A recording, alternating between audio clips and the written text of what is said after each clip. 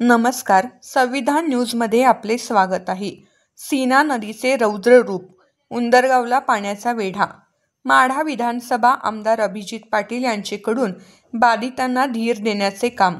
पंढरपूर प्रतिनिधी. सोलापूर जिल्ह्यात मुसळधार पावसामुळे सीना नदीला महापूर आला आहे, ज्यामुळे 10 ते 25 गावे पाण्याखाली गेली आहेत. हजारो नागरिकांचा संपर्क तुटला आहे आणि शेतीचे मोठे नुकसान झाले आहे. मोहोळ तालुक्यासह करमाळा, माढा तालुक्यातील अनेक कुटुंबांना सुरक्षित स्थळी हलवण्यात आले आहे, तर काही ठिकाणी पुरामुळे घरे आणि रस्ते पाण्याखाली गेले आहेत. प्रशासनाकडून मदत आणि बचावकार्य सुरू असून नागरिकांमध्ये भीतीचे वातावरण आहे. माढा तालुक्यातील उंदरगावाला चारही बाजूने पाण्याचा वेढा आहे. सध्या माढा विधानसभा मतदारसंघाचे लोकप्रतिनिधी आमदार अभिजित पाटील यांनी आपल्या सहकाऱ्यांसह या भागात तळ ठोकून असून बाधित शेतकरी आणि रहिवाशांना धीर देण्याचा ते प्रयत्न करत आहेत.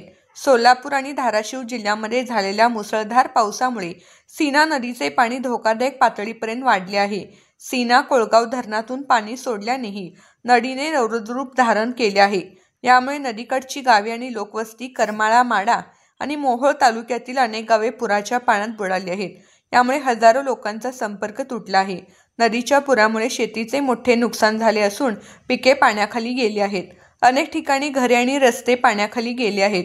अनेक कुटुंबांना खबरदारीचा उपाय म्हणून सुरक्षित स्थळी हलवण्यात आले आहे. सीना नदीचा पूर सलग 6 दिवसापासून कायम असून प्रशासन हतबल झाले आहे.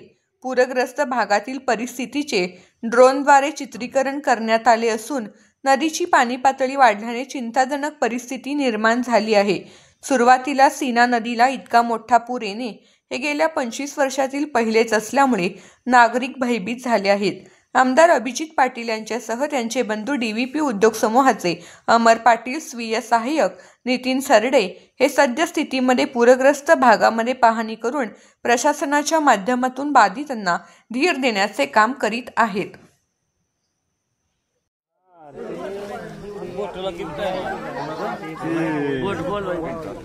आगमन है का